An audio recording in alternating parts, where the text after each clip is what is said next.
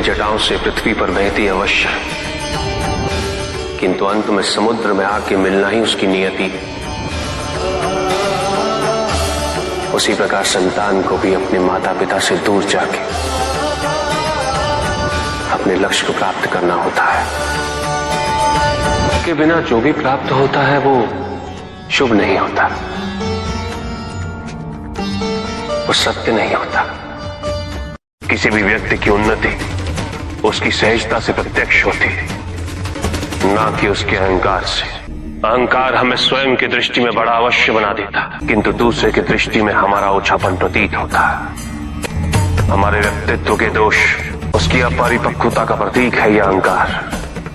शक्तिशाली हो जाने का अर्थ ये नहीं कि तुम अपने उत्तरदायित्व से मुक्त हो गए हो। शक्तियों में वृद्धि के साथ उत्तरदायित्व और भी बढ़ जाता है। यदि हम अपनी अपेक्षाओं पर नियंत्रण पालें, किसी और के सुख से अपने सुख की तुलना ना करें, तो हम किसी भी परिस्थिति में सुखी रह सकते हैं। संसार में सबसे शक्तिशाली अस्त्र है प्रेम, धैर्य, करुणा, क्षमा। किंतु ये आज का ही सत्य नहीं, ये सत्य शाश्वत है। सुख आंतरिक होता है, संतोष आंतरिक होता है। उन्हें बाहरी तत्वों से रेखांकित और परिभाषित नहीं किया जा सकता, आकार से नहीं पाया जा सकता। आकार के आधार पर केवल अहंकार ही उत्पन्न होता है, क्योंकि आकार से तुलना करने का संदर्भ प्राप्त हो जाता है। यदि तुम्हारा आकार छोटा है तो तुमसे भी छोटा कोई ना कोई अवश्य होगा, और यदि उसी प्रकार तुम विशाल हो तो तुमसे भी विशाल इस संसार में कोई ना कोई अवश्य होगा। इसीलिए शरीर या आकार की तुलना करना कभी भी शाश्वत सुख का आधार नहीं बन सकता। उसे भक्ति का मोह होने लगा है, परंतु उसकी भक्ति तो निस्वार्थ है।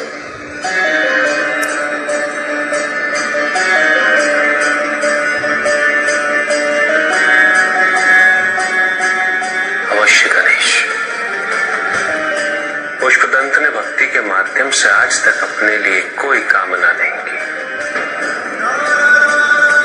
किसी भी प्रकार का लोभ नहीं है उसे, महत्वाकांक्षी भी नहीं है वो।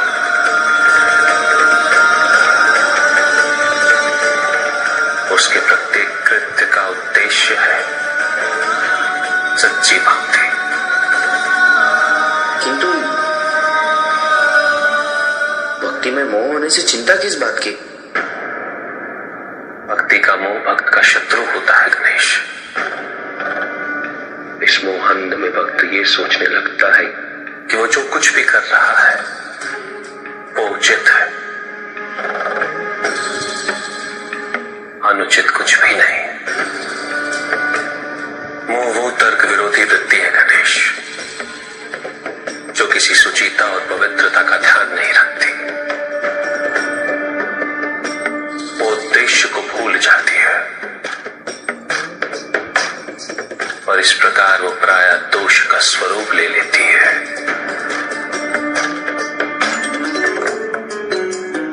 भक्त को सांसारिकता की ओर ले जाती है, और सांसारिकता का आधिक्य बड़े से बड़े भक्त को तारकासुर, रावण और कुबेर में परिवर्तित कर देता है।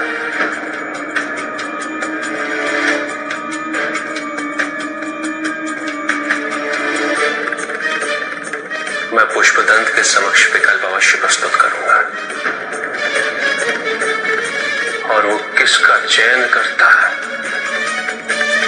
इसकी उसे पूर्ण स्वतंत्रता है, और यही निर्धारित करेगा उसकी नियति। भक्ति का मोह व्यक्ति से उसका विवेक छीन लेता है गणेश, उसकी संवेदना को भी छीन लेता है, और ऐसे में भक्त केवल विधियों में उलझ जाता है।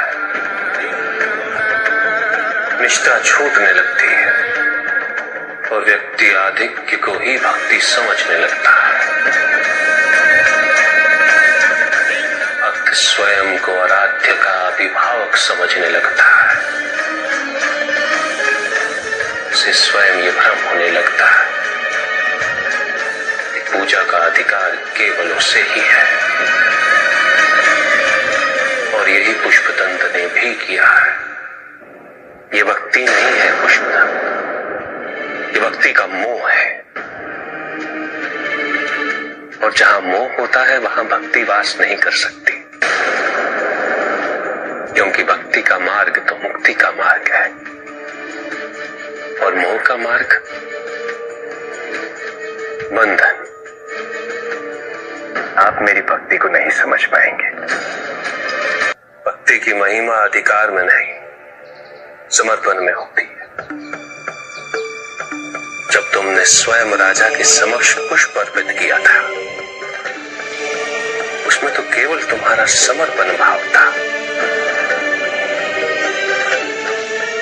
तुम्हारे मन में ये संपूर्ण विश्वास था कि तुम्हारे आराध्य तुम्हारी रक्षा अवश्य करेंगे,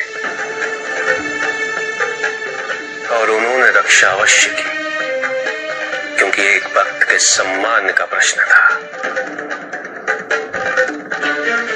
उसकी भक्ति का प्रश्न था। किंतु आज पुष्प अर्पित करते समय तुम्हारा भाव समर्पण का नहीं, नियंत्रण का है। तुम तो स्वयं महादेव से अपना सामीप्य सीधा सिद्ध करना चाहते हो। भक्त और भगवान के संबंध को बाहरी प्रमाण से परिभाषित करना चाहते हो। विचार करो पुष्पदंत, क्या स्वयं महादेव को यह स्वीकार हो सकता है? और ये शिवलिंग स्वयं अपने साथ यहां लाने से तुमने महादेव के अनेक भक्तों को दुखी किया है। यदि स्वयं महादेव का एक भक्त अन्य भक्तों के दुख का कारण बने, तो क्या महादेव स्वयं उससे प्रसन्न हो सकते हैं?